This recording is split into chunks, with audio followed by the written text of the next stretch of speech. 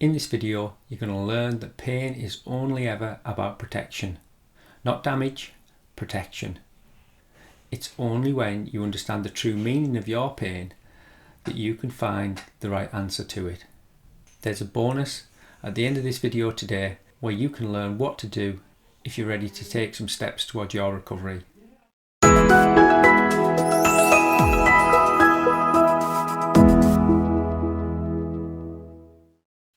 Hi, my name's Drew Coverdale, a physiotherapist and author of The Pain Habit. I talk about all things pain and help patients change and let go. If you're new here, make sure you subscribe to keep up to date on all things pain and look out for the links below for anything we discuss in these videos. Pain is only ever about protection. There's a common misconception that people hold who are in persistent or chronic pain, and that is that the pain they're in relates to the damage they've sustained or that it's proof that they still have damage. The actual meaning of pain is one of protection, and it's a really poor indicator of whether there's any damage at all. Making this shift in that belief can be one of the fundamental reasons in helping somebody in chronic pain start to recover. Pain is only about protection. Always protection and nothing else. We sometimes mistakenly believe it is related to damage. We sometimes think the more pain we have, or the longer we have it, that it indicates how badly damaged we are, or that we've still got damage. We think that pain confirms the presence of damage, and if this is a long-held belief, it can be quite a surprise to be told that this isn't actually true. How many pains have you had? Just think of all the pains that you've experienced in your life. Many of them actually came when you nearly damaged yourself. The pain warned you that you could be damaged, and it alerted you to do something that stopped you from being damaged. So the pain actually gave you the signal that protected you. Some pains actually came after you'd injured yourself. Burns, scratches, twists, turns, bumps, bruises, and many other different things like that. These experiences brought pain when you had injured yourself, but the pain was there to tell you to learn what had caused those injuries, and it was an indication to you that you then had to protect that injury. Those injuries occurred because the stimulus causing them happened too fast for us to do anything about in that time. So the best you can do in that situation is become aware of the injury as soon as possible and do what you can to protect it as it heals. It makes you learn what happened that caused that event. It makes you seek attention for it if you need it, and it helps you look after it as it heals. If you ever suffer a pain that you've experienced before, then generally you know what's caused it, and you know whether you have the capabilities to deal with that situation yourself or not. You realise what you need to do, why it happened, and if you have injured yourself, how long that'll take to heal. Let's take the example of a paper cut. Even if you haven't experienced one of those for 10 years, there's a good chance you'll know what that experience feels like. Why? Well, because you have a memory of it. You actually have a memory of every painful thing you've ever experienced in your life. And the paper cut memory is tucked away in the back of your mind to be used whenever you need it. It offers you a protective mechanism to prevent a paper cut from happening. And it's a memory that serves you well whenever you pick up a piece of paper. You know how to act with that piece of paper to prevent an injury happening. This should mean that you don't whip your hand along the side of that paper, or you don't lick the edge of an envelope really fast by pulling it across the edge of your tongue. It's not really conscious awareness you have of that memory, it's in the background, but it's an awareness that you hold in the moment that you are holding paper. It's a gentle unconscious awareness, but now that we've placed our focus on it, you can remember that. It offers you a gentle reminder of what could happen if you did the behaviours that resulted in you suffering a paper cut before. Now, it's pain that taught you those lessons.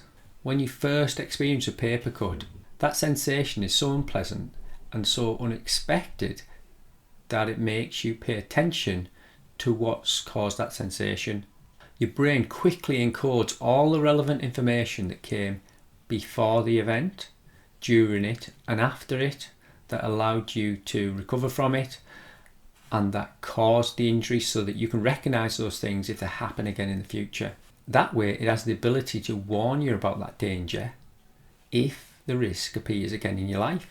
Now, if you're unlucky enough to suffer a paper cut, and unfortunately you probably will again in your life, you have to use that memory to know what to do next. And that doesn't matter whether it's last week or 10 or 15 or 20 years ago, you will know how to act based on that memory. You feel that ouch, that sting of that sensation. Oh, happened again, the paper cut. What to do next? You look to see how bad it is. You might look at your finger. You might suck it. I'm not too sure why we do that. There's probably something in saliva that helps with the clotting, but maybe that's wrong. But we do what our parents showed us to do in that moment. We revert back to what we were taught how to deal with that injury then. And it's more than likely that you'll do the same things that you were taught when you experienced that first cut. You see the blood, the size of the cut, and you decide what to do next. You have to make sure you do the right things to protect that injury, and pain guides you and teaches you to choose the right things. So pain is actually offering you protection for that injury. But how is that? It reminds you of all the behaviours used in the past to recover from that injury, from that last paper cut that you suffered, no matter how many years ago that was. It also encodes some of the things that you might have done then that weren't protecting that tissue that had been damaged, that weren't protecting that paper cut. And you remember them too. So as long as you follow the good protective behaviours, you'll soon be pain free from the paper cut. So with that new paper cut, you might suck it or press on it to stem the bleeding. You may rinse it under cold water, dry it, put a plaster on. Whatever action you take, like I said, it'll be very similar to the behaviours you were taught when you had that first experience of the cut. Once you follow those protective behaviours, it won't be long before you've got very little pain in that cut. As soon as 5 or 10 minutes and you're getting on with your day and not really paying much attention to that damage, and yet the tissue damage is exactly the same as it was a few minutes earlier. You've done all the protective things you needed to do and the pain subsides. If pain was only due to the amount of damage you sustained, then you'd have exactly the same pain until that tissue damage is healed, and that's not how it works. The pain actually goes a long time before the tissue's healed. So that pain that arrives to make you aware of an injury once it's happened now wants you to follow all the behaviours that protect it, and if you don't do that, the pain will stay, or it'll even increase if you do something else that continues to not protect that injury. The pain appears to make you aware of the injury, but the length of time it stays depends on how you interpret that pain and whether you do the correct things to protect it, or whether you do the correct actions associated with that particular problem. If your behaviours aren't protective, the pain will stay, or it may even get worse. Let me ask you a couple of questions. Would you dip that paper cut into a bag of salt and vinegar crisps? Would you dip it into some lemon juice? My guess is that you wouldn't. Why? Well, because you've probably encoded in your brain what both of those behaviours feel like. And so have I, and from my memory, both of them would make that paper cut sting. Lemon juice and salt and vinegar crisps don't damage a paper cut more, they just tell you that you're not protecting it. It makes that sensation so uncomfortable that you associate lemon juice, salt and vinegar crisps or other things that might sting with a paper cut, and it tells you they don't go together. A paper cut goes with those other protective behaviours and the pain fades away. As soon as you return to the healthy protective behaviours, the pain fades and disappears, long before tissue is even healed. But be warned, if you don't act within the safe boundaries of what's necessary while that tissue heals, you will get a smart, painful reminder about what you're doing and you'll be prompted to change course. Pain is actually a blessing that you need to listen to, understand and act correctly. Pain offers us an amazing warning system, but you have to understand what the pain is warning you about. Our brain and bodies use pain before injuries and after injuries, before damage and after damage.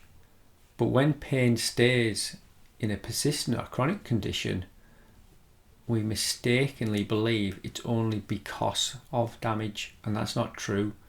The brain has the ability to generate pain without physical damage. Yes, it can come with damage, but it goes before the tissue is healed. So when it stays long after tissue has healed, or it came when there was no physical injury, it's really important we understand the true meaning of that pain. The default mechanism in Western medicine and our culture is we only focus on the physical place the person is feeling the pain.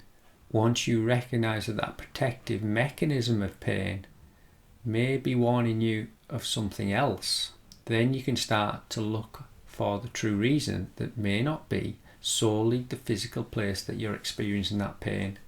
So what is it that pain is actually protecting you from if it isn't the damage that you've believed it's due to all this time? Well, if you're open to the idea that it's not down to damage, or you're open to the possibility that it could be something else, then you can start looking for the real reason. Keep watching these videos to take a step in the direction where you'll learn a little bit more about how you can change your experience of pain. If you're interested in learning more, then go to www.thepainhabit.com. You can read our blog and subscribe to it so you get regular updates, or you can subscribe to our YouTube channel to learn more about the pain habit. My name's Drew Coverdale. I'm grateful for you watching this video today. Now take a little more time out for yourself and plan the next step in your recovery. See you in the next video.